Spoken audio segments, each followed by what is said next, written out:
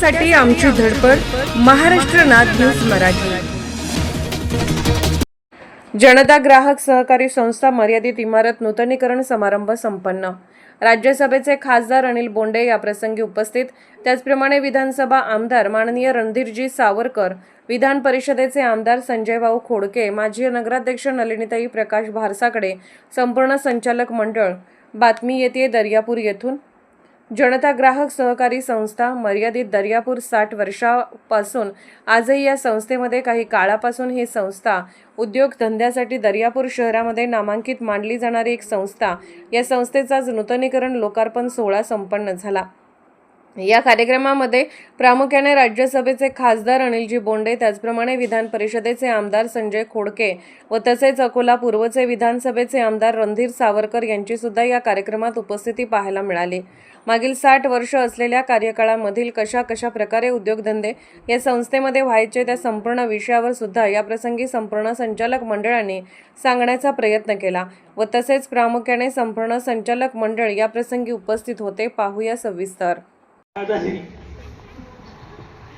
त्याच पक्षाकडे खाता आहे. एक मात्र नक्की आहे, शेवटचं बोलून तुम्हाला सांगतो मी की पश्चिम महाराष्ट्राचं कौतुक काही लोक करतात आणि त्याच्या नेतृत्वाच्या मागे आपली लोक त्याच्या फार नांदी आहेत. अनिल भाऊ मी त्याच्या विरोधात बोलत राहतो अजून त्याचे परिणामी आम्हाला भोगावे लागतात.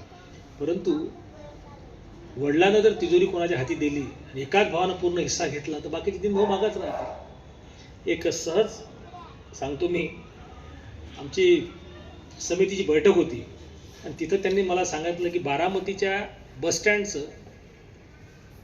पहिला पुरस्कार त्यांना प्राप्त झाला. म्हटलं चांगली गोष्ट आहे. आता मला सांग, म्हटलं की बारामती सोडून महाराष्ट्रात तुम्ही बसस्टँडला किती पैसे दिले? तर त्यांनी सांगितलं पंढरपूरला 33 कोटी दिले, अकोल्याला 18 दिले, बोरगावला 8 कोटी दिले, असं सांगत गेले ते. म्हटलं याच्यातलं कोणीच आले नाही आले. म्हटलं मग बारामतीला किती दिलं? म्हणजे 200 कोटी.